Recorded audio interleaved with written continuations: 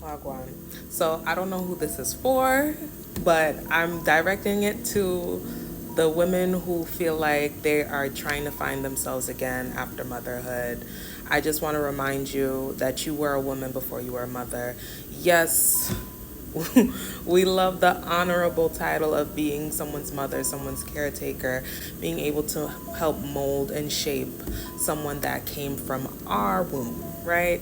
But we have to remember that we still have to nurture ourselves. I know for me, at least, it really has been a challenging ride trying to learn who I am. Because it's not even about finding myself again. In a way, it is because I'm finding a new version of myself. It's still me.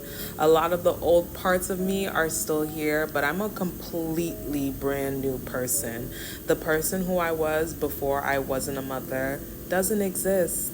And, it's not a bad thing. Yes, there's going to be a lot of struggling times, hard times, painful times, okay? And I don't want this to be like toxic positivity or anything like that.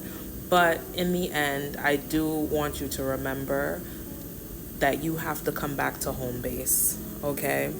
And so, a little motto that I like to tell myself: a smile feels better upon the heart. And this is something that has stuck with me even before I was a mother. This was part of like my tagline for Irie Yank, and it's just a reminder of all the good moments, all the happy moments. I take that joy and those memories and I press them deeply into my heart.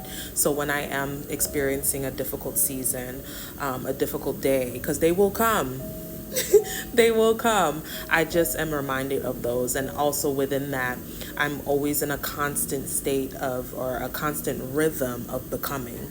Within that, me reminding myself to smile is I do it through my arts, through dancing, through cooking food. Those help me stay balanced and bring me back to alignment. So once again, I'm not sure who this is for, and I'm hoping that this message reaches those who it needs to reach. Remember, a smile feels better upon the heart.